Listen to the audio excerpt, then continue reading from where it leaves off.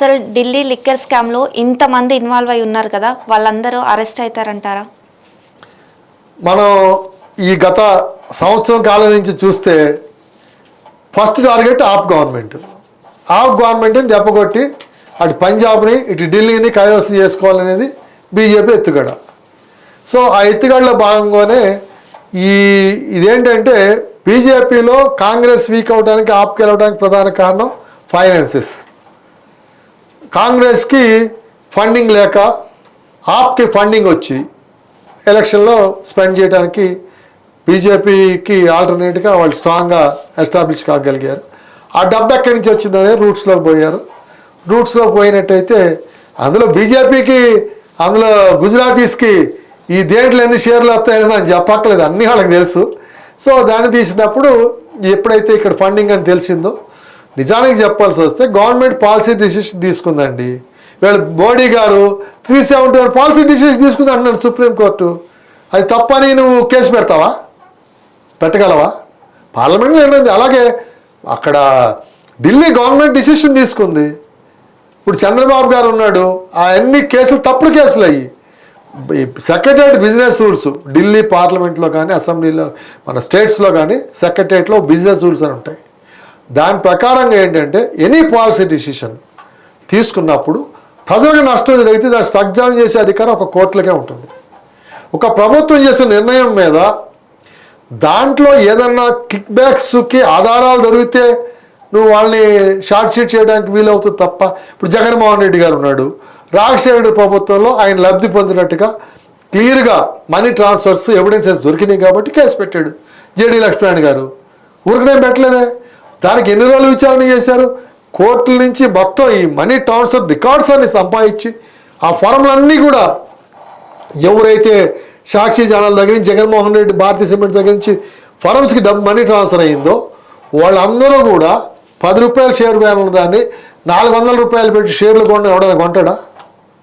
అట్లా కొని దాని అన్నీ కూడా కిట్ ఫోకా కింద డిసైడ్ చేసి కేసులు పెట్టారు జగన్మోహన్ రెడ్డి మీద. అటువంటి ఆధారాలు ఏది దొరకకుండా చివరికి ఎలక్ట్రల్ బాండ్స్ అంటాడు అతను, ఎవరు, పున్నవోలు సుధాకర్ రెడ్డి. అతను గవర్నమెంట్ అడ్వకేట్ జనరల్ అఫీషియల్గా కాకుండా వైసీపీ కార్యకర్తలా మాట్లాడతాడు ఆయన. చాలా దుర్మార్గం. సిఐడి బాసులు, నువ్వు గవర్నమెంట్ జీతం తీసుకుని గవర్నమెంట్ రిప్రజెంటేటివ్గా పనిచేస్తారు మీరు, యూఆర్ నాట్ ఎ పొలిటీషియన్స్. వాళ్ళు పొలిటికల్ స్టేట్మెంట్ ఇస్తారు. అసలు ఆ పోలీస్ అనేవాడు మీడియాకి వచ్చి మాట్లాడకూడదు వాళ్ళ బిజినెస్ రూల్స్ ప్రకారంగా. ఇప్పుడు ఏమన్నావు, నువ్వే ఏం చేసావు? ఏబి వెంకటేశ్వరరావు గారు మీడియాలో మాట్లాడాడని చెప్పడానికి ఛార్జ్ మెమో ఇచ్చినాడు. ఈవేళ సునీల్ కుమార్ మీదను, సంజయ్ మీద ఎన్ని ఛార్జీలు ఫ్రేమ్ చేయాలా? ఆయన తన ప్రాబ్లం చెప్పుకుంటేనే ఏబి వెంకటేశ్వరరావు మీద మీడియాలో మాట్లాడారన్నావే బిజినెస్ రూల్కి విరుద్ధంగా. మరి సంజయ్ని ఏం చేయాలి ఈవేళ? అదేవిధంగా చిత్తూరు జిల్లా ఎస్పీ రెడ్డి, అతను ఏం చేయాలి? ఇట్లా ఎంతమంది ఉన్నారు అఫీషియల్స్ మీడియాలోకి వచ్చి మాట్లాడినాడు, వాళ్ళందరూ షార్ట్ షీట్ చేయాలా? కాబట్టి ఏంటంటే ఆ రకంగా తప్పుడు కేసులు పెట్టి ఎన్ని అధికారాలు మిస్యూజ్ చేయటం అనేది మనం చూసాం. ఢిల్లీలో కూడా ఏంటంటే దీన్ని అడ్డం పెట్టుకుని చివరికి ఆ కేసులు ఏమి నిలబడవు. లాస్ట్కి వచ్చేటప్పటికి మనం చూసాం, ఏది సుఖరామ్ కేసు చూసాం. ఆయన 80 ఏళ్ళు వచ్చేదాకా కేసు చేయాలా, చివరికి ఆయన చనిపోయాడు. సుఖరామ్ కేసులో ఆ కేసు పెట్టడం మూలంగా ఎన్నో కంపెనీలు, మన రాష్ట్రంలో చదివినట్టు రామారావు ఇంకెవరు ఉన్నారు కొంతమంది, వాళ్ళంతా ఈ కేసుల మూలంగా ఏమవుతాయంటే కంపెనీలు వాళ్ళ యొక్క షేర్ వాల్యూ పడిపోయి వాళ్ళు నాశనం అయిపోతారు. కంపెనీలు నష్టపోయేది కంపెనీ షేర్ హోల్డర్స్ వాళ్ళు నాశనం అయిపోతారు తప్ప ఎవరికి ఏం ఉపయోగం ఉండదు. చివరి కేసు గెలవరు గవర్నమెంట్. ఇప్పుడు 2D స్కామ్ కేసు ఉంది, ₹1 పట్టుకున్నారు, చివరికి 1,00,000 కోట్లు అన్నారు, ఏమైపోయినాయి? చివరి కేసు కొట్టేశారు. సో ఇవన్నీ ఏమన్నా అంటే స్పెసిఫిక్గా అటువంటి మళ్ళీ చేయకుండా పద్ధతిలోనే చేయాలి తప్ప రాజకీయంగా స్వార్థానికి ఉపయోగించుకునే పద్ధతిలోనే ఇవాళ ఢిల్లీ అరెస్టులన్నీ కూడా. ఇవాళ కవితని మొన్నటిదాకా అరెస్ట్ చేయని వాళ్ళు ఇప్పుడు ఛార్జ్ షీట్లో పెట్టడం ఏంటి అంటే ఏంటి? రేపు నీకు టీఆర్ఎస్ ఆయన ఒప్పందంలో ఉన్నావు కాబట్టి కవిత అరెస్ట్ చేయలేదు అందరూ మీడియాలో అనుకున్నాం.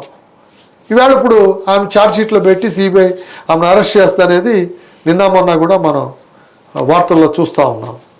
సో దాన్ని పూర్తిగా మోడీ ప్రభుత్వం రాష్ట్ర ప్రభుత్వాల మీద తనకున్న అధికారాలను అడ్డం పెట్టుకొని నిజానికి ఏం చేయాలంటే బెంగాల్లో ఉంది, ఆమె మూలంగా సామాన్యులకు నష్టం జరుగుతుంది అనేది వెళ్ళేమే.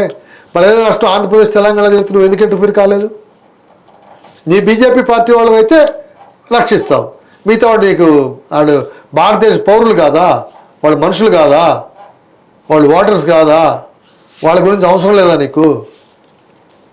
సో ఇవన్నీ కూడా ఏంటంటే ఈ యొక్క రాజకీయ లబ్ధి కోసం రాజకీయ స్వార్థం చేస్తున్నటువంటి తప్పుడు వినాదాలకి స్వస్తి పలికితే తప్ప ప్రజాస్వామ్యం అనేది బ్రతకదు. అణిచివేత సాధ్యవేత విధానాలకి ప్రజల్లో తిరుగుబాటు వచ్చినప్పుడే వీటన్నిటికి కూడా వస్తుంది. నేను కాంగ్రెస్లో జరగలేదని సర్టిఫికేట్ అయితే ఇవ్వను, ఇంకే ప్రభుత్వం జరగలేదని ఇవ్వను. కాకపోతే గ్రేడియేషను కొంతమంది ఇబ్బంది పడవచ్చు, కానీ మెజార్టీ ఇబ్బంది పడినప్పుడే అది ఎక్కువగా రిఫ్లెక్ట్ అవుతుంది, రచ్చ జరుగుతుంది. కాబట్టి ఖచ్చితంగా వాళ్ళు అరెస్టులు చేసిన వాళ్ళు వాడు తీసుకున్నాడు నిజమే, వాడు అప్రూవ్డ్గా మారిపోతే వాడిని వదిలేస్తావా? వాడికి శిక్ష పడదా అప్రూవ్డ్గా మారితే? వాడు కన్విక్ట్ కాడా అప్రూవ్డ్ అయితే? క్షమాభిక్ష ఇచ్చేస్తుందా కోర్టులు? ఎట్లా ఇస్తుంది? అందు గురించి ఏంటంటే ఎవరైనా కానీ ఆధారాలు కావాలి. ఇప్పుడు పార్టీలకి పండించేది అన్ని పార్టీలు తీసుకుంటుంది. ఇవాళ బీజేపీ ఇవాళ ఈ 10 ఏళ్ళలో రాష్ట్రాల్లో కానీ కేంద్రంలో కానీ మరి ఎన్ని కోట్ల రూపాయల బిల్డింగ్లు కట్టారు? ఎక్కడి నుంచి వచ్చింది డబ్బు నీకు? ఎవరిచ్చారు? అధికారంలో ఉండబట్టే కదా వాళ్ళంతా ఫండింగ్ ఇచ్చారు నీకు, లేకపోతే కట్టగలిగేవాడువా నువ్వు? అయితే బీజేపీ చెప్పేసి ప్రచారాల్లో కొన్ని నేను కూడా స్వాగతిస్తాను. ఏంటంటే చర్చిల మీద వచ్చే ఆదాయం మీద ప్రభుత్వం కంట్రోల్ లేదు, మసీదుల మీద వక్ఫ్ బోర్డు మీద ప్రభుత్వం కంట్రోల్ లేదు. అదే దేవాలయాల మీద ఎండోమెంట్ డిపార్ట్మెంట్ చెప్పి హిందువుల సొమ్ముని ప్రభుత్వం తీసుకుని వెనకటి అంటే పాత తరం రోజుల్లో పెద్ద పెద్ద జమీందారులు రాజులు వీళ్ళు ఏం చేసేవాళ్ళు అంటే పిల్లలు లేని వాళ్ళు చాలామంది ఆస్తుల్ని దేవాలయానికి ఇచ్చి ఆ దేవాలయ పోషణార్థం పెట్టితే అవన్నీ ఎండోమెంట్స్ కింద తీసుకుని వాళ్ళు మిస్యూజ్ చేస్తారు. అది ఖండించాలి ఖచ్చితంగా. అది ఎవరైనా కానీ మతపర స్వేచ్ఛ అనేది అందరికీ ఉండాలి, అంతే తప్ప ఒకరికి స్లిప్ ఇచ్చి ఇంకోటిని కంట్రోల్ చేయడం కూడా కరెక్ట్ కాదు.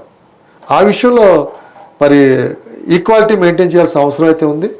ఎండోమెంట్స్ భూముల విషయంలో ఒక దీన్ని ఇంకో దాంట్లో ఇంకో రకంగా ఉండడం అది కరెక్ట్ కాదు. సో దాంట్లో కూడా అది ఎందుకు వస్తుంది? ఎండోమెంట్స్లో కూడా ఆ హిందూ ధర్మకర్తలు మిస్యూజ్ చేయబట్టి అక్కడ క్రిస్టియన్ తర్వాత ముస్లిం మైనార్టీలు చేయట్లేదంటే అక్కడ జరుగుతూ ఉన్నాయి. మనం ఎక్కడ సిఎస్ఐ చర్చిది మెదక్ది చూసాం, అక్కడ అక్కడ ఉండే బిషప్ని మార్చేసేసి వాళ్ళ రాజకీయంగా అన్ని చోట్ల జరుగుతూ ఉంటాయి. అలా ముస్లింలో కూడా వాళ్ళ యొక్క మతబద్ధని ఇవన్నీ చూస్తూనే ఉంటాం అవన్నీ. కాకపోతే ఏంటంటే మెజార్టీలో ఉంది కాబట్టి ఎక్కువగా ట్రోల్ అవుతుంది, మైనార్టీస్ తక్కువ ట్రోల్ అవుతుంది, అంతే తప్ప ఏదైనా కరెక్ట్గా ఉండాలనేది నేను భావిస్తా ఉన్నాను. Okay sir, thank you sir, thank you so much. So ఇది విజ్డమ్ చౌదరి గారి అనాలిసిస్. చూస్తూనే ఉండండి 9 వైబ్స్.